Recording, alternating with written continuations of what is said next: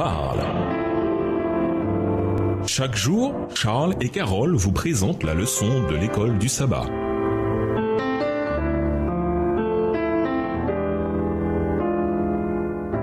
Bienvenue dans votre émission Dieu nous parle.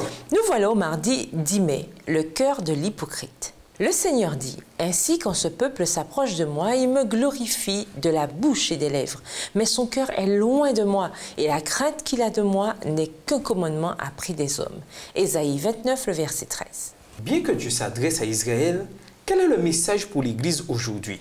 Quels sont les deux principaux problèmes soulevés par le Seigneur et comment être sûr que nous n'agissons pas comme il le dit? Bien des siècles après qu'Ésaïe a écrit ces paroles, Jésus les cite en plein conflit avec les chefs religieux. Lisons Matthieu 15, versets 1 à 20. Quel est le problème spécifique ici et comment Jésus y répond-il? Matthieu 15, versets 1 à 20. Alors des pharisiens et des scribes vinrent de Jérusalem auprès de Jésus et dirent, « Pourquoi tes disciples transgressent-ils la tradition des anciens? Car ils ne se lavent pas les mains quand ils prennent le repas. » Il leur répondit, « Et vous, pourquoi transgressez-vous le commandement de Dieu au profit de votre tradition? Car Dieu a dit, « Honore ton père et ta mère, et celui qui maudira son père ou sa mère sera puni de mort. » Mais vous, vous dites, « Celui qui dira à son père ou à sa mère, ce dont j'aurais pu t'assister est une offrande à Dieu. » Verset 6, « N'est pas tenu d'honorer son père ou sa mère. Vous annulez ainsi la parole de Dieu au profit de votre tradition. » Hypocrite, Ésaïe a bien prophétisé sur vous quand il a dit « Ce peuple m'honore des lèvres, mais son cœur est éloigné de moi. » C'est en vain qu'il m'honore en enseignant des préceptes qui sont des commandements d'hommes. Ayant appelé à lui la foule, il lui dit « Écoutez et comprenez. » Verset 11, « Ce n'est pas ce qui entre dans la bouche qui souille l'homme, mais ce qui sort de la bouche, c'est ce qui souille l'homme. » Alors ses disciples s'approchèrent et lui dirent, « Sais-tu que les pharisiens ont été scandalisés des paroles qu'ils ont entendues? » Il répondit, « Toute plante que n'a pas plantée mon Père céleste sera déracinée. Laissez-les, ce sont des aveugles qui conduisent des aveugles. Si un aveugle conduit un aveugle, ils tomberont tous deux dans une fosse. » Pierre, prenant la parole, lui dit, « Explique-nous cette parabole. » Verset 16, « Et Jésus dit, « Vous aussi, êtes-vous encore sans intelligence? Ne comprenez-vous pas que tout ce qui entre dans la bouche va dans le ventre, puis est jeté dans les lieux secrets? Mais ce qui sort de la bouche vient du cœur, et c'est ce qui souille l'homme.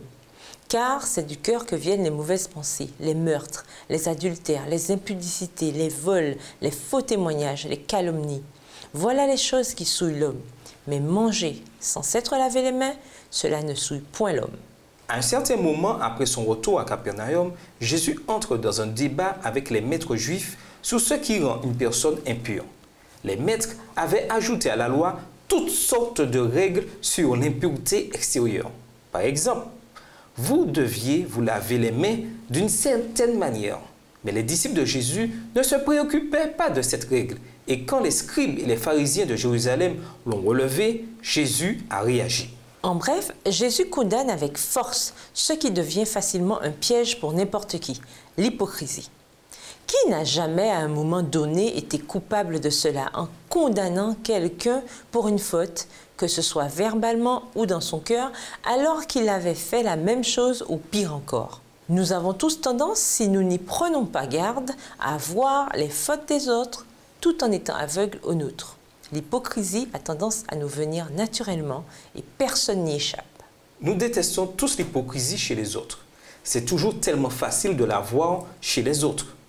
Comment s'assurer que notre capacité à voir l'hypocrisie chez les autres n'est pas tout simplement une manifestation de notre propre hypocrisie? Et nous vous laissons avec ces questions de réflexion.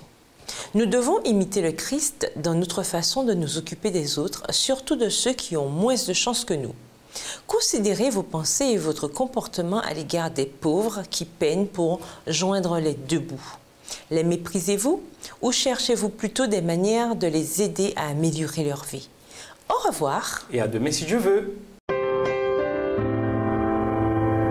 Dieu nous parle. Chaque jour, Charles et Carole vous présentent la leçon de l'école du sabbat.